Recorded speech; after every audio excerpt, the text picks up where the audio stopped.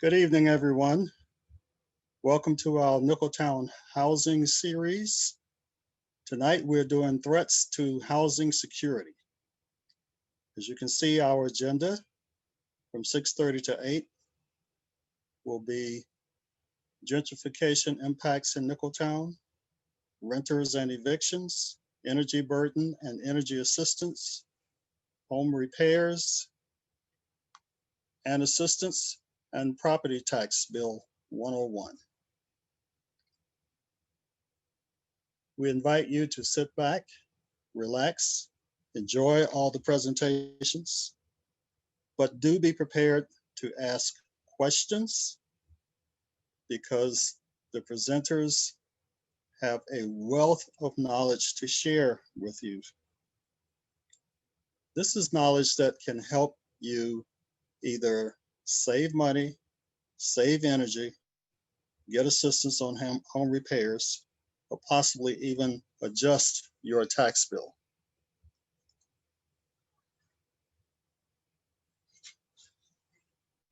Before I introduce all the presenters, I would like to make sure that everyone knows how we are using Zoom tonight. If you have a comment or a question, you can put it in the chat. The menu for all of our controls is at the bottom of your screen, should be at the bottom of just about everyone's screen. If you wish to talk, you will need to unmute, but we ask that you keep your microphones muted throughout the presentation because sometimes background noise can creep in from wherever you are and you don't even realize it. Little things like shuffling paper can make a difference.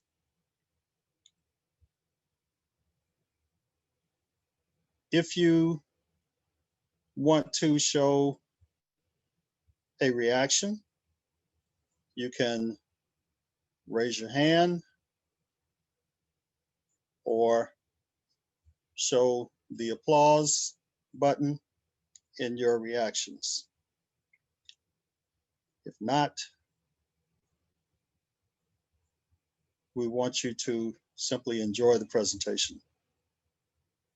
One thing that some people get confused about is unmuting. If you are muted and you need to unmute temporarily, you can simply press and hold the space bar that will allow you to unmute. And when you release it, you should go back into mute. That's for a quick question or a quick comment. Right.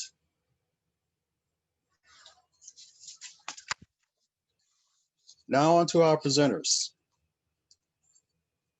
Threats to housing security presenters. Our first up will be energy burden and energy assistance. Our presenters will be Rick Joy and Stacy Washington. Rick Joy is an executive at Michelin North America and is the founder and chairman of Sustain and Way. Rick's journey in the development and completion of Annie's House and founding Sustain and Way in 2012 led him to address the significant challenges facing our society through a holistic approach that includes sustainable practices, community education, collaboration, and empowerment, and grassroots advocacy. Stacy Washington is an energy specialist with the South Carolina Energy Office.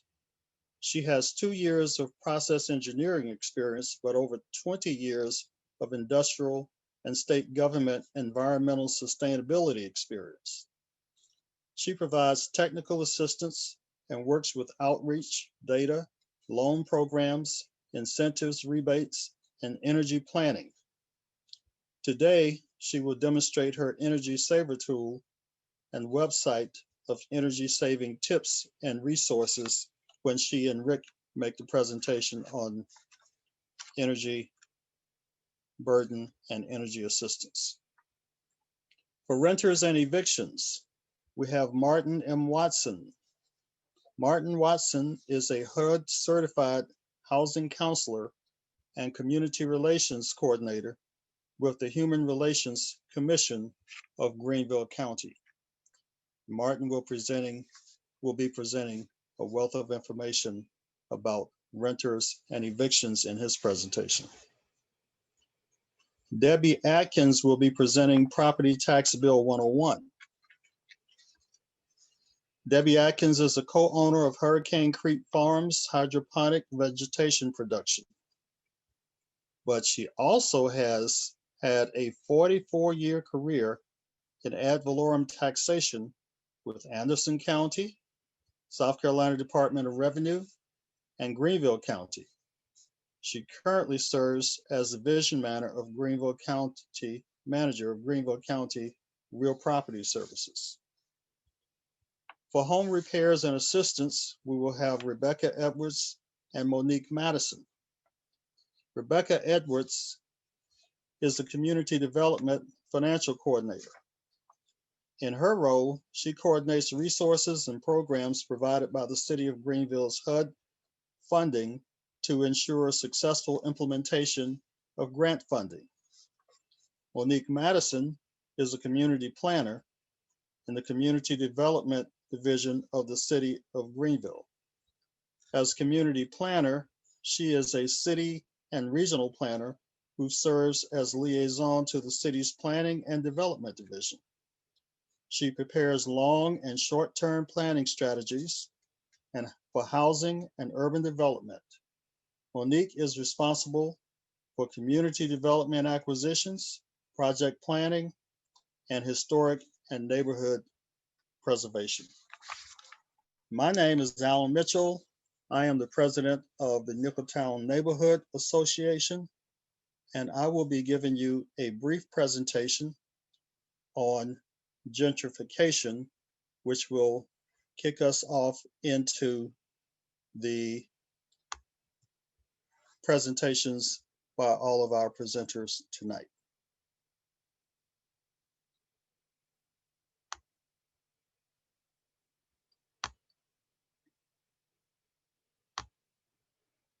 Gentrification and housing insecurity. What do we envision for Nicholtown?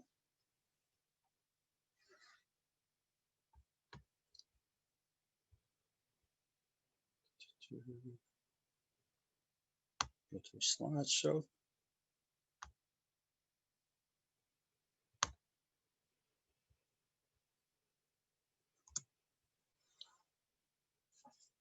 As we go through our neighborhoods, we see all kinds of wonderful things.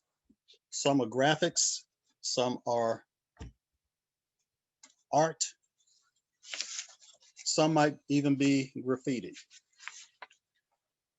But everything we do from the heart. Here you see development. This is major development. Gentrification can provide major development or insignificant development, but it is a change in the way we are conducting our daily activities. Now, if we think about the word gentry, how did we get gentrification? Because gentry comes from an older English term, largely European, which refers to social class and landowners. An upper or ruling class aristocracy are those who are not members of the nobility, but are entitled to a coat of arms, especially those owning large tracts of land. This is a different type of gentry that we see in America, but it is of the same concept. When redevelopment comes in and it takes over what used to be existing, then we have gentrification. We can most easily understand it as an influx of wealthier people arriving in an existing urban district, the effects of which generally result in increased rents and property values, and a shift in the character and culture of the area more suited to the newcomer rather than being suited to the existing person that dwells there. In Nicholtown, we have a neighborhood watch. And with our watch, we simply contact the police if we see something that's going wrong. As you can see by this sign, it is a neighborhood watch, and you don't use a gun to watch. So one of our objectives is to try to make sure that we keep violence down in Nicholtown and throughout Greenville. Everyone is familiar with Starbucks, but Starbucks is a sign of gentrification in many cities.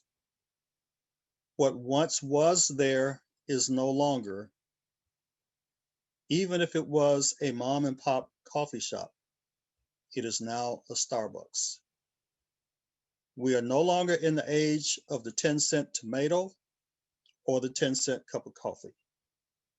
Now we are in the age where coffee will cost you anywhere from $2 to $10 just for a cup, depending on where you go. And what happens with this is that when people come in and gentrify your neighborhood, they get to be and are more accustomed to paying those kinds of prices, and therefore the neighborhood begins to change and is what we call gentrified. Now, we all want wonderful neighborhoods, but we can't all have wonderful neighborhoods. But what we can have are safe neighborhoods and neighborhoods that have affordable housing. This slide shows us what we would all love to have and where we would all love to live. However, we can't all live here because everyone cannot afford what is seen on this slide. If the developers would come in and build this, but keep it affordable, then we would have a better society. The kinds of things that I've touched on show changes that are made, how taxes can be increased, how people rent and how people own, how you have large development and small development. And our presenters are going to go in depth on these kinds of actions so that everyone can have a greater sense of where we are with gentrification, tax incentives, tax rollbacks, energy burdens and energy assistance, evictions, and what have you. So with that, I turn tonight's presentation over to our first presenters on threats to housing security, energy burden, and energy assistance, Rick Joy and Stacy Washington. Thank you, Alan. I appreciate it. Let me get I'm going to take control here and present.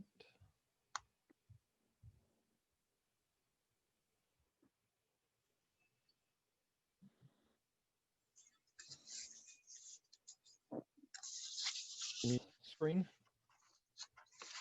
Yes. Can everybody hear me, please? Yes. I wanted to make one quick announcement. Yes.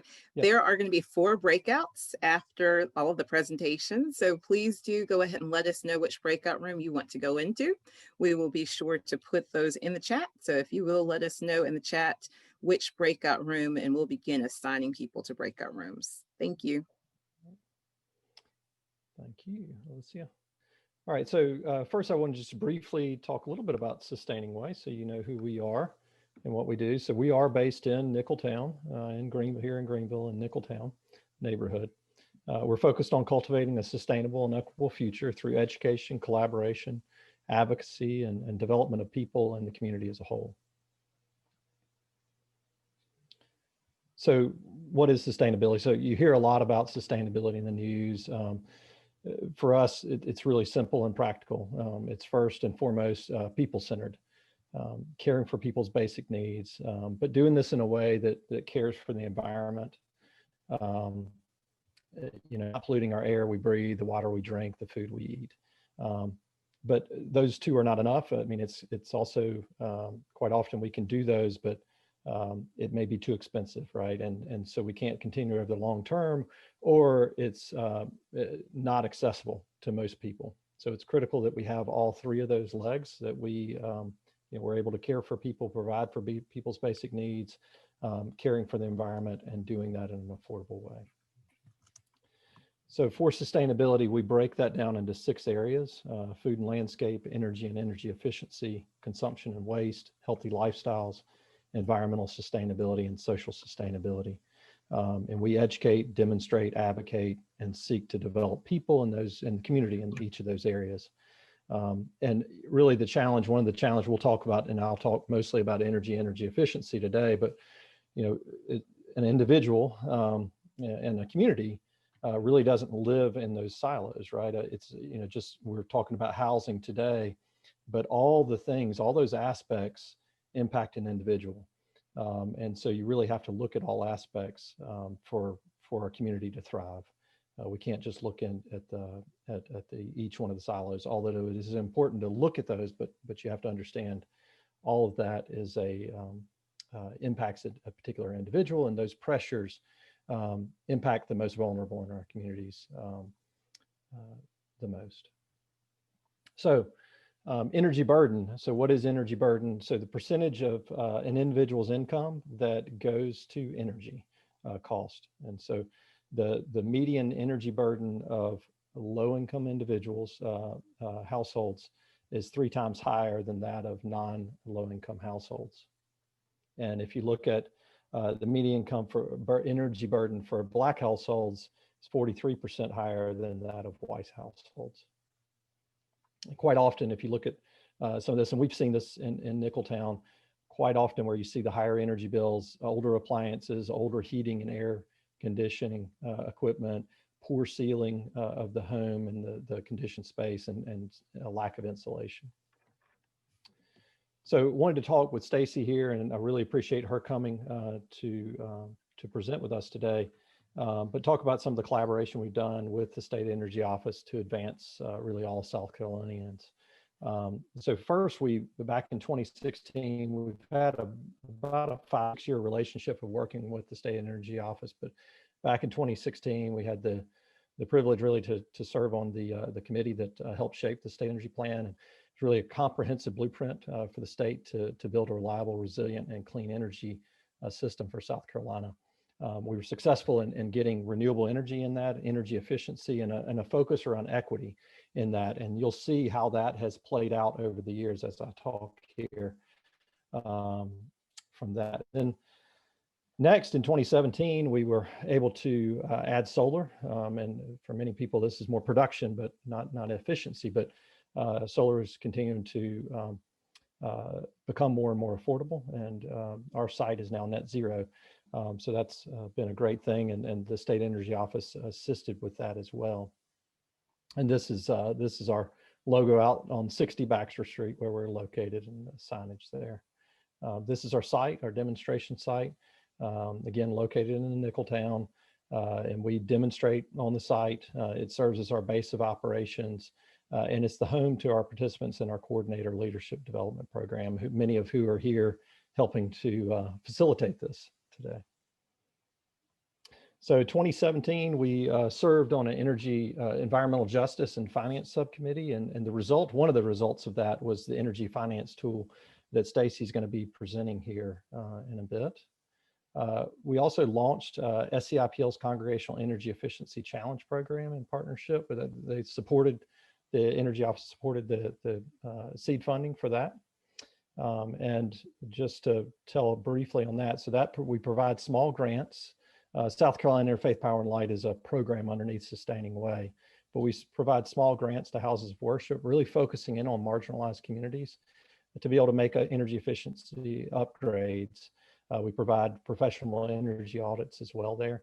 And you can see the savings that have occurred as part of that, along with the impact and benefits for the planet as a whole. And then finally, most recently, State Energy Efficiency Roadmap. There were 6 different work groups that worked together. Again, building on the State Energy Plan, we served an Energy Equity and Justice work group, and many recommendations. I won't have time to go through that. We can discuss some of that in the breakout, and Stacy can also speak to that. Many recommendations came out of that really can help, all of South Carolina. But an example, labeling of rental properties. So as somebody that's going to be renting a property, having a label on there that they can better understand what is my energy bill going to be. Just practical things like that can really help people make better decisions. So with that, I'm going to turn it over to Stacy Washington with the State Energy Office, and she will go over the Energy Saver tool. And while she's pulling hers up,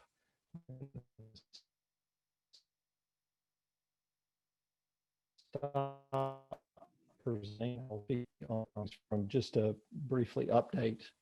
So Stacy, go ahead and pull your presentation up, and I will give an update for another 30 seconds or so. So Nicholtown Can you see my screen? Not yet. Let me see. I may be able to. Yes, I can. So I tell you what, Stacy, you go ahead and go, and then I'll speak right after you. Okay, great. As everyone said, my name is Stacy Washington. I'm Energy Specialist in the State Energy Office. And I'd like to say thank you to Sustaining Way for serving on these committees and helping us get this tool started. Rick was able to put together a spreadsheet to help us populate and get all of the different programs available in one place so we could put them in this tool.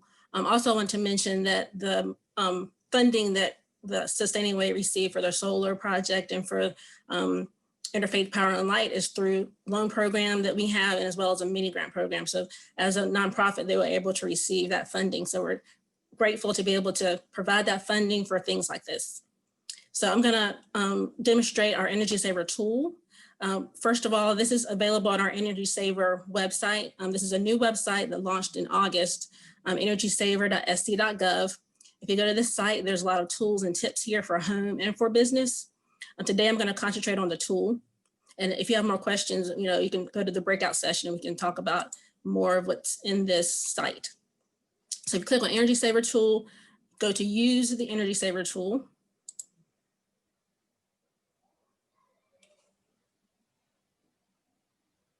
And then use the Energy Saver tool again. And I'm going to do for your home today. So I think most of you are in Duke Energy territory. If you do not know your utility, you can click on don't know your utility and a map will come up and you can select. So I believe most of you are Duke Energy Carolinas customers. So I will demonstrate that.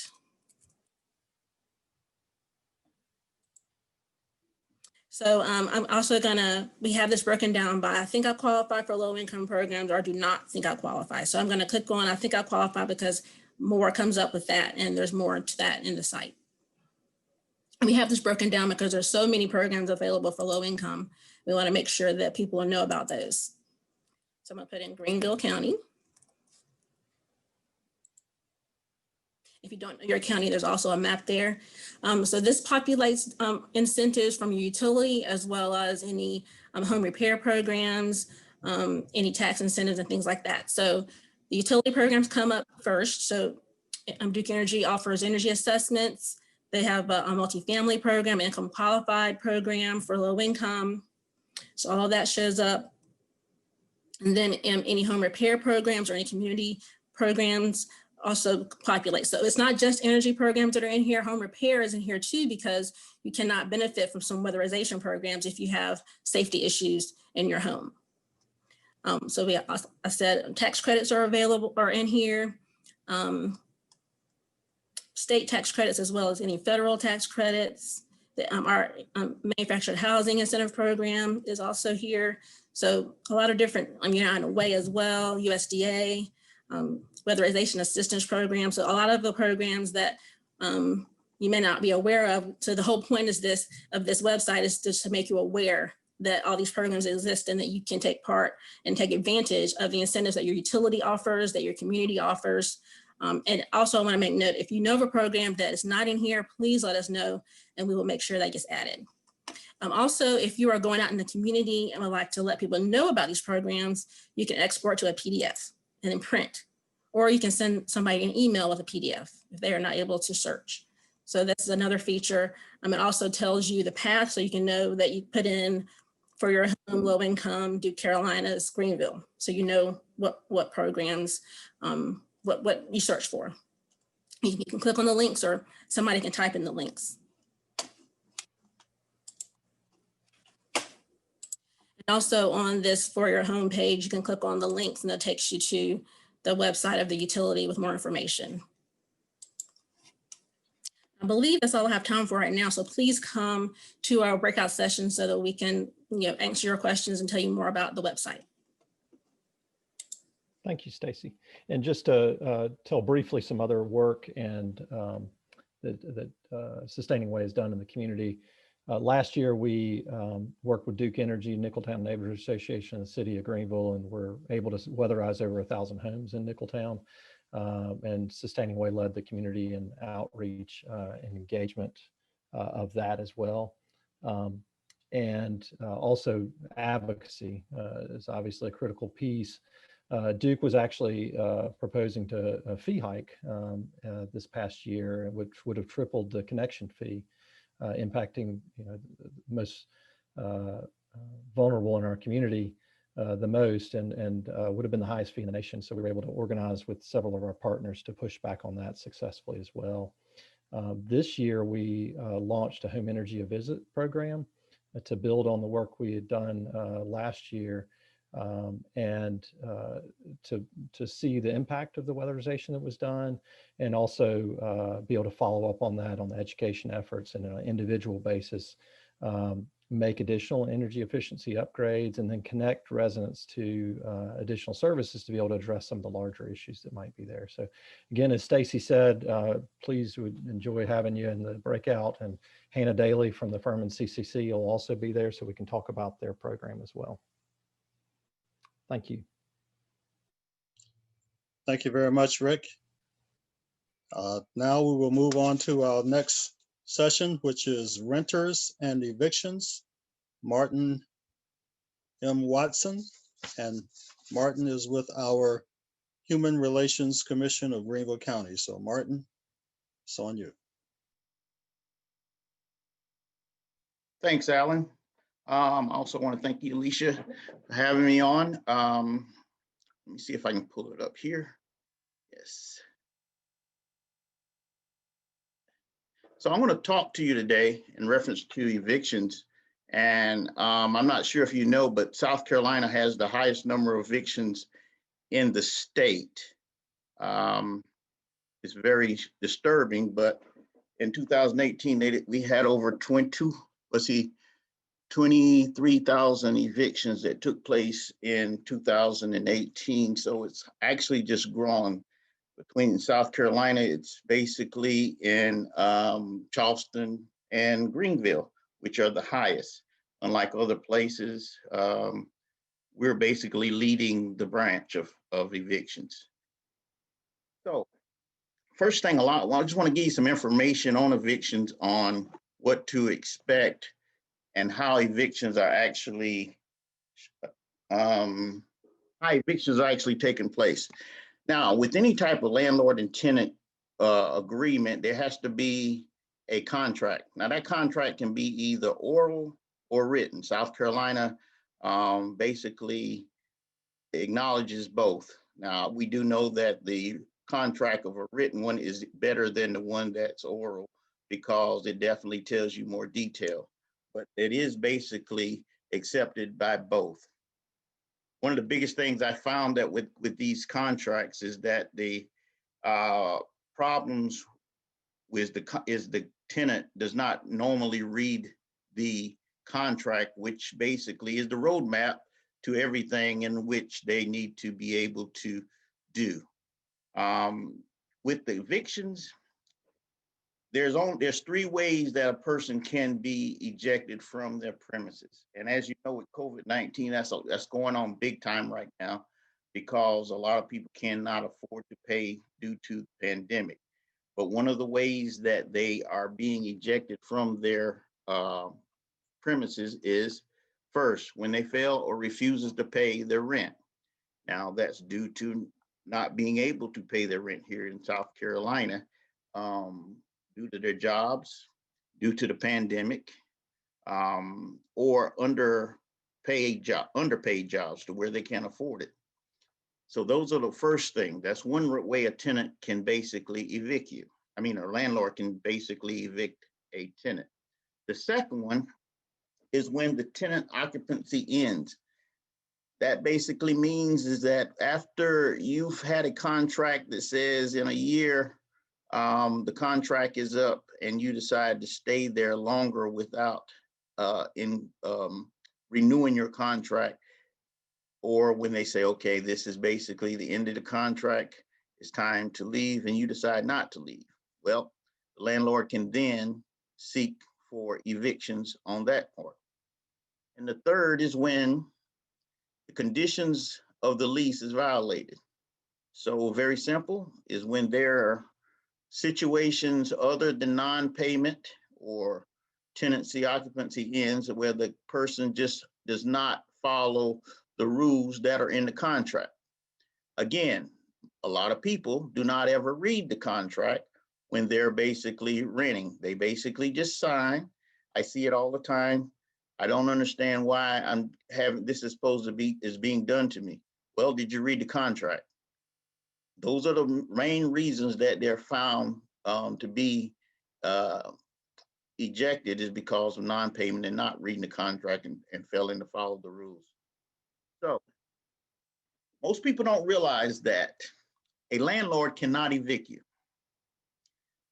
Evictions can only be done by a judge or magistrate in the area in which the tenant lives. First thing you hear is, my landlord is evicting me. Now, some landlords think they can evict you, but it is against the law for a landlord to evict you. They have to go through the legal system in order to do this, which means they have to provide you a letter stating that they're going to evict you. And they have to tell you why. Most people don't realize also that it's always been known as 30 days. The landlord didn't give me 30 days. Well, the landlord does not have to give you 30 days in the matter of non-payment. That, again, is in the contract. It states that rent is due on the 1st, and they have 5 grace period days. And if you not pay on the 5th day, they can start seeking the eviction process. So this is actually just a copy of what they call an ejection or eviction form. And this comes from the county. You will not get an eviction form from a landlord. It has to be served from a county of which you live. So what happens when you get this from the county and says, okay, you've been served with an eviction, or it's called a rule to show cause. And this basically says you have your right to basically defend yourself in court why you should not be evicted. Now, you get this letter, and what usually happens, it states on there that you have 10 days to call the court system and let them know that you want to set up a hearing so that you can defend yourself. Now, what happens is most people get this letter, they do not follow up, and it automatically goes to direct ejection. So one of the things they have is 10 days. We try to tell everyone, once you get the letter, do not call right as you get the letter. Wait till about the 8th day, and then you call. That gives yourself a little bit more time, because once you do call, they have to set a date. That may be a week, that may be 2 weeks later, but they have to set a date. So that gives you a little bit more time to prepare your case rather than you call on that first day of the letter and then they go ahead and set your date for 2 days from now and you don't really have a lot of time to prepare. With that being said, we're there to help you in cases to prepare in some instances, okay? So, and this is actually the writ of ejection. As I stated, if you do not answer that letter from the county that says here you have a rule to show cause to come in and set up a date, you would immediately get 5 days later, you will get what they call a writ of ejection. After those 10 days have expired and you did not show up, you will get a writ of ejection, which say now you have to leave. And they usually tell you you have to be out in 24 hours. It's still up to the judge to give you that information. Okay. And this is basically just like I said, you have to be out in 24 hours once you receive that writ of ejection that says within the 5 days. Okay. One of the things I also want to talk about, this is just my information, that just gives you a fast kind of synopsis of what an ejection or eviction, how it takes place. But the other thing I want to tell you is right now during the pandemic, there are plenty evictions that are trying to take place. Right now, the CDC has put out what they call a halt on evictions. Now, we're not sure how long that's going to last, but this one that they put out ends on December 31st. And what it says is if you are if you're in a situation to where you can't pay your rent, okay, then it has to be only for non-payment, okay? There are certain characteristics that you have to follow in order to actually qualify. And the last one that we had, it was all the way across the board that you could not be evicted, but that was an economic eviction halt. This is a COVID-19 or CDC eviction halt to stop the spread of COVID-19. And again, there's certain qualifications that you've got to adhere to and sign that these are the things that you are following. And one of them is that if you're evicted, that you will actually have to move in with someone else or a group of people to where you could actually spread COVID-19, okay? But there's like 7 different ones there, and we can discuss it in the breakout. But these are the things that you have right now to combat evictions due to non-payment.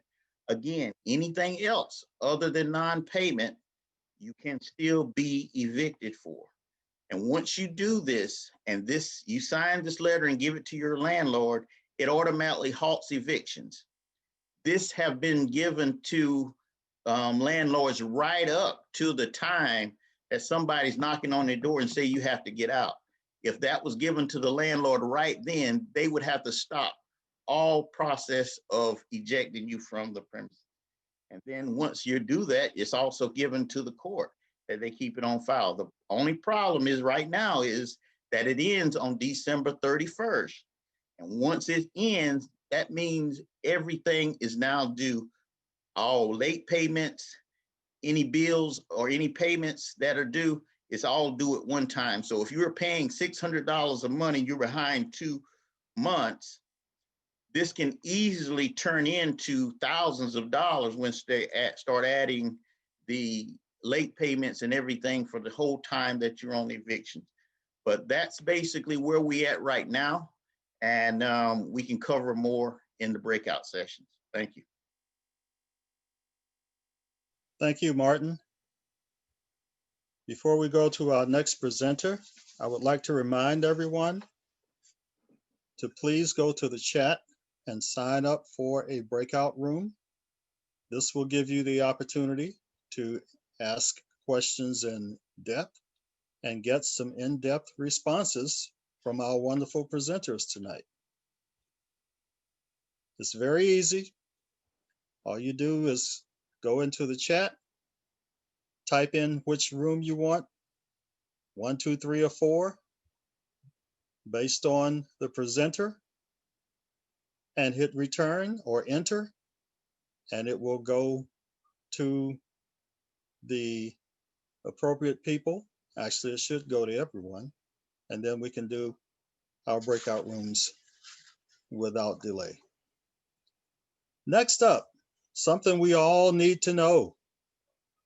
Property Tax Bill 101, how to read your tax bill and what to do if you think something is wrong. So Debbie Atkins, who is the manager of Greenville County Real Property Services, will give us a brief presentation on Property Tax Bill 101. Debbie.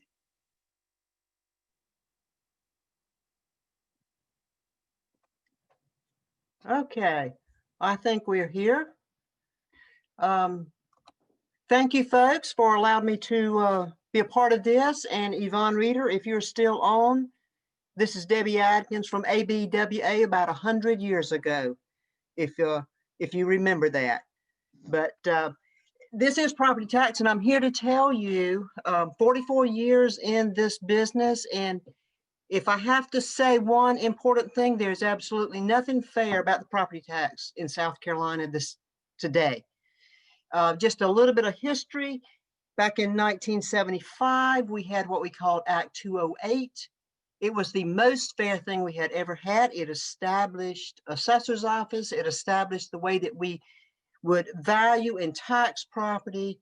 And it determined assessment ratios that said we would reassess properties countywide based on the fact that our values got out of line with the sales prices. That was fair. We kept that intact for a number of years, but we can fast forward about 30 years to 2015. We had then what we called Act 388, which destroyed everything. It has completely destroyed all of our equity.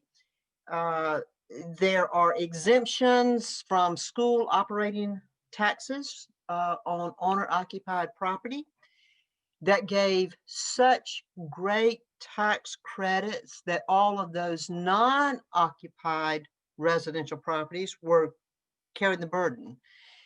We had a burden shift of taxes at that point in time.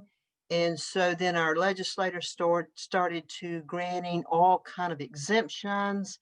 And it started saying, okay, when something sells, then it's automatically reassessed at that point in time based on its sales price. And then 25% exemption for those 6% properties, which are non-residential owner-occupied properties, if they apply. So we had all kind of things just falling out from that. But we went from a very, very fair tax system to a very unfair tax system. And a lot of that goes back to the reference of what Martin was talking about, because these rental properties, the 6% properties, the tax burden shifted to those. What happened? Rent increased because you had to have 3 or 4 months actual rents to cover property taxes and insurance. So it's all related to each other. But just for another reference, as far as what we do in our office, assessor's office, we maintain the ownership of 218,000 pieces of property in the counties and all the municipalities. We we map all of property boundaries so that each individual knows what they own. We have it depicted on our GIS system so that you can see your relationship of your property to everybody else's property. We track changes, we do appeals, and then we do reassessments every 5 years. We reassess when you purchase a piece of property, then every 5 years, the entire county is reassessed. 218,000 properties. We're not going to get them all right. I can assure you that of right now. We are required to base your property tax on market value. Market value to me, market value to you may not be the same thing. So that's the dilemma that we're in, trying to analyze sales and that sort of thing that goes through all of our Register of Deeds office of sales that are recorded. But just a little bit of information here that maybe could help you. If you own property, you do get a tax bill, typically every fall. And there's some things that you need to pay attention to. There are some things that you can do to help yourself and to help us. The main thing that you can do on this tax bill is it's broken down into sections.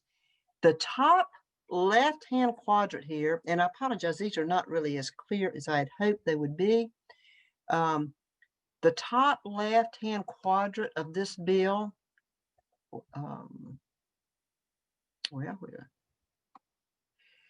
gives you sort of a little synopsis of what's going on. It gives you a tax district right there on the left. There's 165 different tax districts in the county, meaning if your value is the same, there's possibly 165 different taxes based on the same value of property, and that's services. What services are being provided? We look at this ratio, that's critical. That is critical to your tax liability. If you own your home and you live in it, and it's the only one you have, then it should be assessed. I'm sorry, this is jumping all over the place.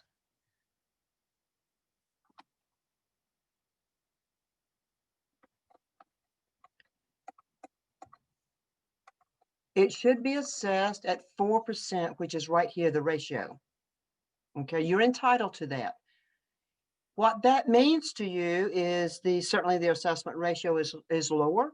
It also means that right here you get this school tax credit. The state is going to reimburse the school district for all of the school operating tax. That is huge. That is huge. We have this little quadrant right here that says, and we try to tell you, we send you an application if your property transfers so that you can apply for this 4%, this legal, what we call legal residence classification. We tell you on your tax bill, this particular one says you're assessed at 4%. If it is not your legal residence, please contact us. Because if we find out it's not your legal residence and you're getting that lower rate, the penalty is huge. What you have paid, we keep, because that's the penalty. And then we issue another tax bill that will be about 3 times higher than that. That's if we catch you. So we try to warn people, we try to tell you. If you get a tax bill and you got a market value up here, the ratio again is at 6%. And we try to tell you again, if your property is assessed at 6%, which is up at the top, but if this is your legal residence, please contact us. Okay, you're paying 3 times higher than what you should pay. Now, people catch this a lot of times when they refinance, they'll catch it and they say, well, I've been paying 6% for 5 or 6 years. Had one the other day, about $25,000 too much that they had paid. I cannot go back and refund that. State legislature gives us a refund limitation of 2 years. So I can go back 2 years, but that is it. You got to read your tax bill so that you'll know what's going on. We have another exemption that's called homestead. You can see these credits. They are about on the right-hand side of your tax bill, about midway down. You'll see a homestead. That is for 65 and over or disabled, 100% disabled through Social Security. You are entitled to another exemption.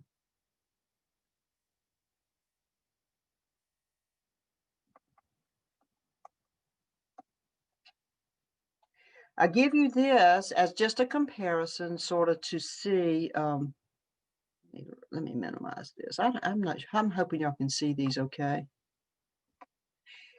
I We just can give see this 'em. to show you as an allocation of tax monies. This one on the left-hand side is an allocation of your monies. It's not going to be exact, but it is just a picture.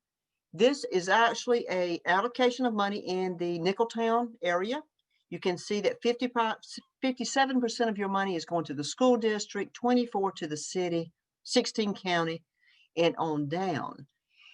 You hear all the time, oh, I don't want to live in the city because the taxes are too high. Well, that's not necessarily true, because I can come over here to this one, 54 county, but you have all the other special purpose districts, special tax districts. You got to pay for fire, you got to pay for sewer, you got to pay for sanitation pickup. So by the time you add those together, that's the same thing as the city millage. So it's not much different than what you normally have. You will have on your tax bill some fees. Those are determined by the entity that is levying the fee. Let me go back up to this one. This one, every piece of property in the county has a public safety communication fee. That is for 911 communication. This particular one has a county stormwater fee. If you're in the city, you got a city stormwater fee. So I think the most that I have ever seen is one tax bill has about 5 different fees on it. The taxes are about $10 and the fees are about $2,000. I don't know if it's fair or not. You can decide. This one, I don't think that's important. People never read the back of their tax bills. We tell you about legal residence. We tell you about agricultural. We tell you about homestead, how to appeal, stormwater fees, checks, all kind of different things on the tax bill, even down to who is levying fees, and call them. It's not a tax. I can't do anything about it. Call the entity that is levying that fee to see what it's all about. We do have, and this was just a sort of an introduction to how to pay online. I think we're not going to go there right now. You can pay your taxes with credit card or e-checks online. But what I do want to, no, let's go down one more. Usually this is I make this about an hour presentation. So we have now, if you notice that something is wrong on your tax bill, we have added all of our forms online. So if you go to greenvillecounty.org, go to departments, go to real property services, you will see forms right here.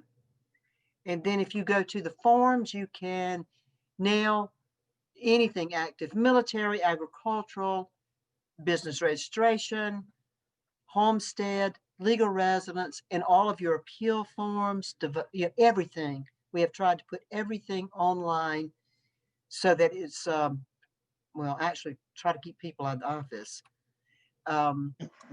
I have the last slide here for information purposes will be my contact information. Like I said at the very, very beginning, property taxes are extremely complicated in South Carolina.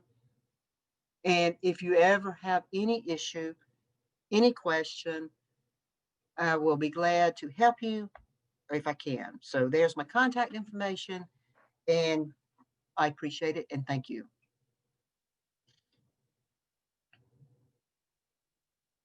Thank you, Debbie. That was a wonderful presentation. Thank you. I hope everyone got something out of it, because property taxes 101 is significant. Our next presentation will be by Rebecca Edwards and Monique Madison. It is home repairs and assistance. Now we get down to the nitty gritty where we can actually get some additional help. So Monique Good evening, and Rebecca, everyone. it's Yes. all yours. Can you hear me, Alan? Yes, we can hear you. Okay, good. So I'm Monique Madison with the City of Greenville's Community Development Division. Rebecca and I are here to assist you. We're going to detail our owner-occupied rehab program. Just briefly, we'll go into details about this program and several other affordable housing programs that the city offers in the break room. Thanks again to Sustaining Way and the Nicholtown Neighborhood Association for hosting this event, and to Ken and Dorothy for becoming so involved and promoting our programs in community development. So we have an owner-occupied rehab program for City of Greenville homeowners. And so briefly, we can offer up to $24,500 for major home repairs. That would be general home improvements. Generally what we see is roof repairs, major system repairs, and things like that. We can also offer $5,000 for minor home repairs, health and safety issues. We do have requirements. So residents must own or have lived in their home for at least 7 years. Their family income cannot exceed 80% AMI, and we can go into a little of that detail in the breakout session as well. Major home repairs require a 10-year forgivable loan. Homeowners insurance is required, and we do require an environmental review clearance. That means we just have to follow the laws and regulations that HUD has set in place to make sure that we're not harmful to the environment in any way. And the city will do that for you.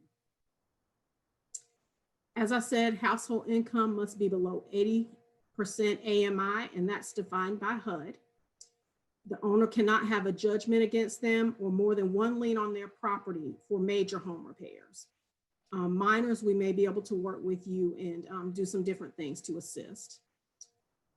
We can't, well, no non-occupant co-owners. So everyone on the deed must live in the home, and that is required by HUD. Well, not by, yeah, it is. But we can sometimes be a little flexible and help you in different ways if there's an issue with that.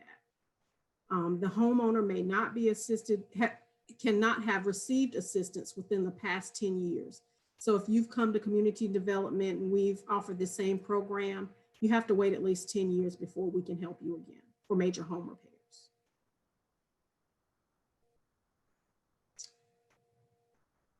Once again, we always make sure that we let everybody know that we do require the homeowner's insurance. The property's fair market value is according to the Greenville County tax assessor, and it cannot exceed $125,000, the value of your home. Eligible costs majorly associated with correcting housing conditions that threaten the occupants' health and safety. So if there's anything dangerous that one of our partners identifies within the home, we try our best to address that as quickly as we can if it's a health and safety issue. We also cover costs associated with improving accessibility for the physically disabled. We do handicap bars, we do ramps, we do all sorts of small projects to make you more comfortable if you have those issues. We also have partners who cover weatherization projects. I believe Hannah is here from Furman, so they are one of our partners that covers that sort of project.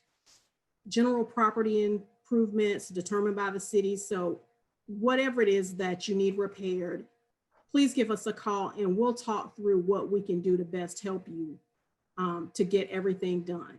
You know, you can't, it doesn't hurt to try. So give us a call and we'll do the best that we can.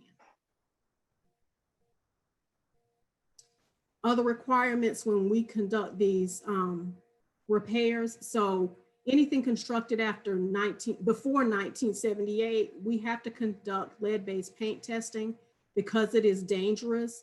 On minor repairs, it's usually a small process, but from over $5,000, we do have to do a risk assessment before we proceed. We will also do a title review. That means we check to make sure that your title is clear, there aren't any major issues, no liens, no judgments against the homeowner. And once we do that, then we're clear to do that for major home repairs. And you can request that also with the environmental review. We will handle all of that for you. There is a 10-year deferred loan. So we will talk through that with you. If you hold your property for 10 years, then that loan disappears. If that home is sold within that 10 years, then we will require payment for that loan. These are our major partners, Habitat for Humanity and Rebuild Upstate. They do a large amount of our work. That is our main community development number. You can reach myself or Rebecca at that number. And we'll be glad to go into detail when we go into the breakouts.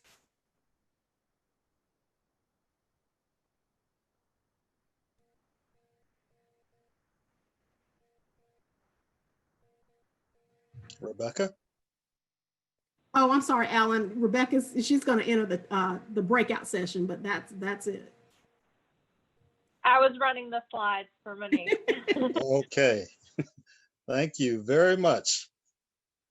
Again, I would like to remind everyone to sign up for a breakout room. And even if you are confused or if you're not sure which breakout room to go to, sign up for one, because I can guarantee you, once you're in the breakout room, you will learn something that you did not know before. At this time, I would like to announce that our Facebook Live portion will be ending, and we will continue with this session in our breakout room. Well, Ken, I don't know about your group, but Debbie was killing it in the tax breakout. Monique, I hope you honored us well. The city employees brought it. I'm telling you, like I told you before. Monique and Rebecca, y'all were killing it in the main one. So I don't know how the breakout went, but I know you made me proud, and I'm sure Ken too. Everybody was killing it, believe me. Absolutely. No, everybody has been breaking it tonight. Y'all are so smart. I mean, a staff is just so remarkably on it. Thank goodness for y'all. Okay, I think we should all be back.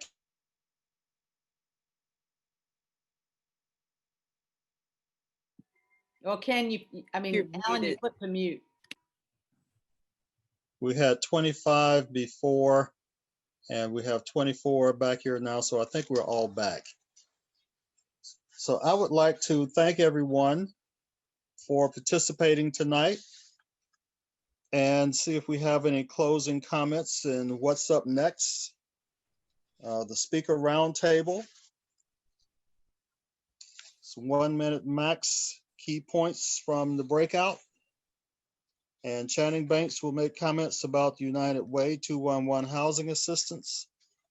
And the next planned topic is home ownership educational event on January 14th. And I'd like to thank everyone for attending. So let's have the 1 minute rapid fire. I'm just going to be launching a poll real quick while we're doing the round so we can get feedback for the event. All right, evaluation also. Well, since we went first, I'll take energy first and kind of give a recap. Let's go in the same order that we went before. Go ahead, Rick. Yep. Yeah. So, and Stacy, I'll go 30 seconds and you can go. So we talked a little bit. We didn't have any residents from Nicholtown in this session, but we did bring up a couple of examples. We've made some calls prior to this to discuss that and really talk about collaboration. But one of the gaps we talked about was on renters. We've had a lot of requests from renters, but there's just not near as many programs around to provide assistance to renters that are struggling with energy bills. Homeowners, there's a decent amount, but around renters is a challenge. So that's one area that we discussed as a need, and we're going to do some follow up. We discussed some possible options there for that as well. So I think that's the key thing. Stacy, anything from your standpoint? No, I think it was just good to make the connection with Hannah and her program. And I know some other people around the state are looking to do the same thing. So we made a connection there. Also talked about community action agencies and how people just don't know the proper place to contact for the assistance. So I'm hoping people can use the tool to help with that. Yeah, I guess the last thing I would say is obviously the challenge with any kind of energy efficiency right now is COVID and being able to do it safely. So a lot of things have been put on pause because of COVID. So there's less support than what we've traditionally had this year.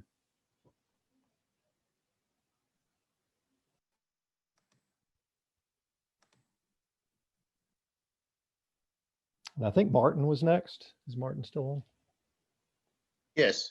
I think the biggest thing that we took from the breakout session was understanding the landlord's responsibility and their and the tenant's right, and making sure that they are what are the pitfalls, or what do they have in case they are evicted? What other resources can they use in order to get back on their feet? And we basically talked about here at Human Relations, we actually will help those that have been evicted, long as they're under the certain requirements there, that they can actually we help them with the first time rent as well as the security deposit, and making sure that the biggest thing is that once you get an eviction on your record, it stays there for the rest of the time. It does not, unlike even down to a foreclosure, it comes off after so long, but eviction will stay on your record forever. And those are the things that will actually hold a person back from getting another place. But we do have resources that will assist you with that situation. Okay. Next. I think I was next on the property tax issue. I won't take a minute because I think what we discovered and what has always been the issue is property taxes are very complicated. The more opportunities that we have to get out to the public in whatever forum, this has been great. We can help explain, we can help guide you, we can give you tips as to what you should look for and do. But property tax, and it scares me to death every year when the legislature goes into session, because I don't know what's going to come out in June, May or June or whatever, that we have to implement. So just contact us, talk to us, call us, and we'll be glad to help you any way we can. Thank you for the invitation tonight. Thank you, Debbie. I know you didn't think we had it in us, but we do. Okay. Monique had to leave, but Rebecca, can you give us your minute?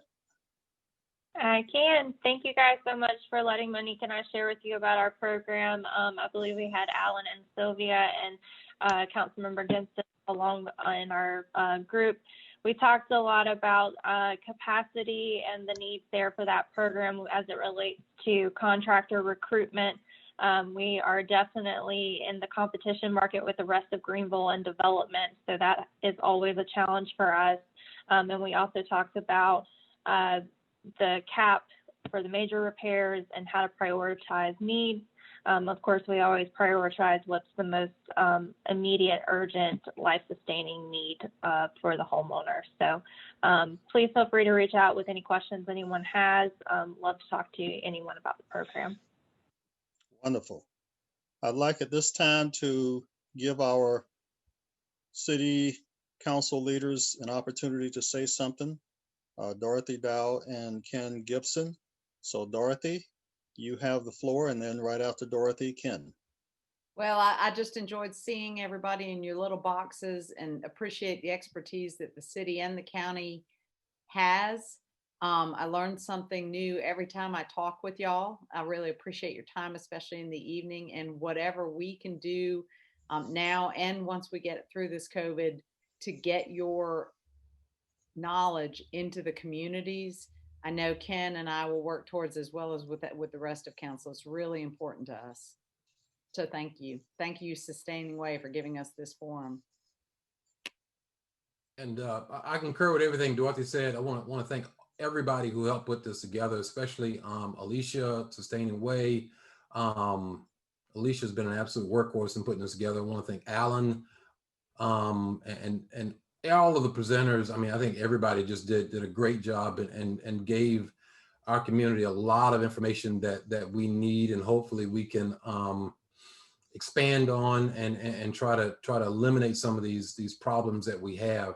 I'm very appreciative that this is going to be recorded or has been recorded, so that people who weren't able to attend tonight, who don't even know that they need this, will be able to come back and look at it and get help and know where they need to go. And I hope that this becomes, you know, something that we can build on and maybe expand in the future to give the members of our community even more information. Nicholtown and a lot of the communities, Greenline, Spartanburg, you know, West Greenville, Southern Side, they're all communities which have been hit hard by this gentrification issue. And I think it's, you know, our responsibility to try to do as much as we can to try to mitigate the effects of it. And this is a really, really important step in that process. Thank you, sir. Is there anyone here who can speak for Channing? I don't see her on the. I will just speak on his behalf because I invited him. I'm not sure if something else came up, but I do know that he would love to speak about 211 in the future. So if you are not already aware, 211 is a wonderful resource. So if you do come into contact with individuals who need assistance, not only with housing, but with any number of needs, please do refer them to 211 because they do have a wealth of resources and also experience assisting on a variety of different issues. Thank you, Alicia. Hopefully, oh, I'm sorry. Is there someone who can speak about it? No, I said thank you. Yvonne? I wanted to add to Alicia on that 211. They've got some funds that they've got to spend by the end of the year. And anybody that needs help on their rent or utilities, if they just call 211 and they'll ask them a few qualifying questions and account numbers and stuff, they can get assistance right away. So they please tell anybody that's in need of rent or utilities being paid, call 211 right away. All right. My sister, my daughter-in-law is one of the people over that program with at United Way with where Channing is affiliated with, and she's been trying to get the word out that they really need anybody that needs that funding need to do it right away. Okay, thank you very much. I'd like to say again, thank you to all of our presenters. It was excellent information, well delivered, and I think well received. And if your breakout rooms was anything like my breakout room, there was a lot of chatter going on and a lot of information being delivered and received. So thank you so much for giving your time tonight and participating. Alicia, our producer, I would like to hand this meeting over to her now for her to close it out with any words and comments that she might have. Alicia Brewster. Thank you, Alan. Thank you so much for hosting and moderating today.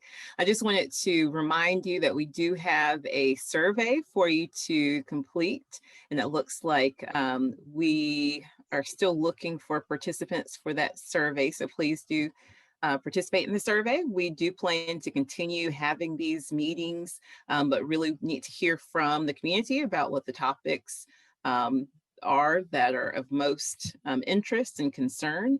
I know that we had many people register, but didn't have as many people attend as we had anticipated. So if you hear from the community some concerns about getting into the room this evening, if you will, please share with us so that we can learn from those responses and concerns and hopefully get those people who hadn't registered and were planning to be here in the room the next time.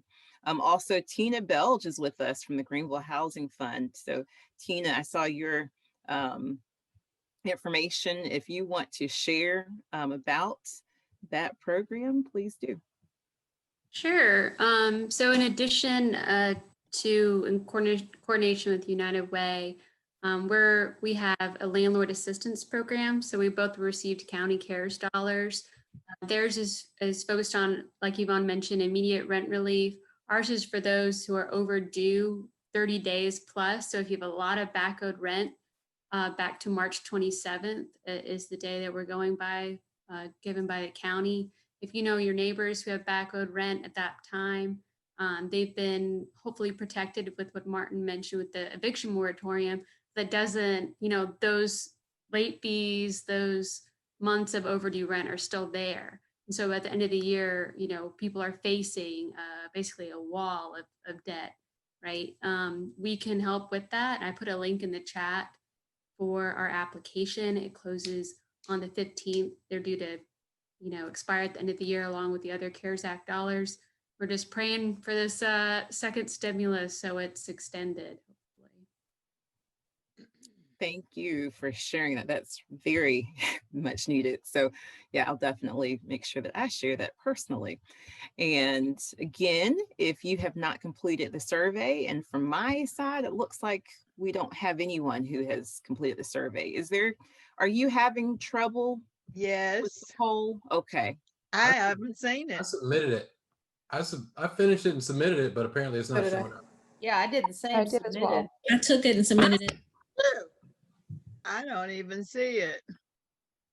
Yeah, Alicia, I think it was submitted and it looks like, I don't know, somehow it got wiped out. I redid it because I hadn't gotten any responses. I was showing a lot of responses on my end for some reason. I don't know. Well, then it must just be on my But end. now it's showing 0. So I think we may have I'm accidentally. sorry. My computer hadn't shown any responses. That's okay. It showed up for me and I submitted it, so I don't know. Yeah, I did too. Well, send it back. Again? Okay. Please Anything do. else, Alicia? If you can, please relaunch the survey and everyone will please complete the survey. Thank you all. Sorry about that.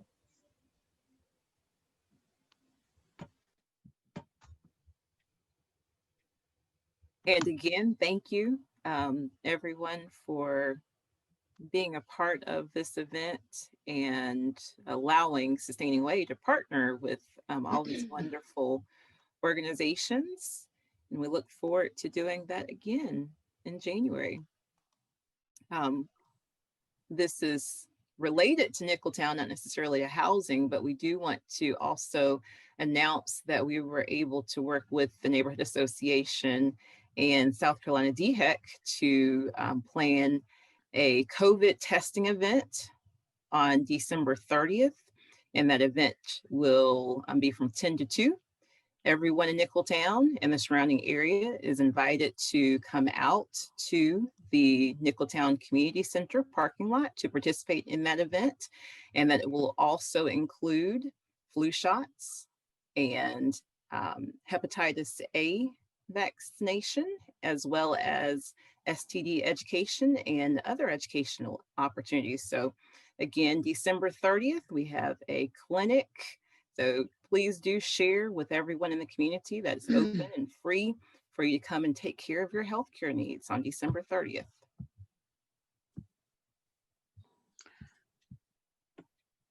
I still don't see the survey anywhere.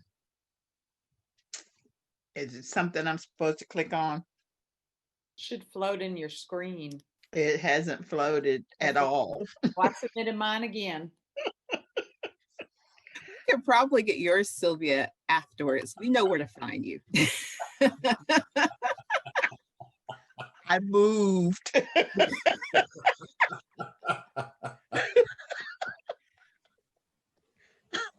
Amber, are we good? Did you get most of the responses? We got 14 out of. Okay, I can't see any of the responses on my screen, so I think someone else might need to do that. Yeah, we've got 14 right now. Okay. So I think, yeah, I think I'm logged out of the that's 15. account. Can you end the poll, Rick? I don't want to mess. I can. Yeah, I can end it. Okay. Yeah. Perfect. For You'll have another opportunity in January to submit a survey. That's right. Well, thank you, everybody. Y'all have a wonderful evening. Okay. Thanks, everyone. And everybody have a wonderful holiday. Holiday. Take care. Thank Yes. you. Thank you. Bye-bye. Thanks. Bye. Take care.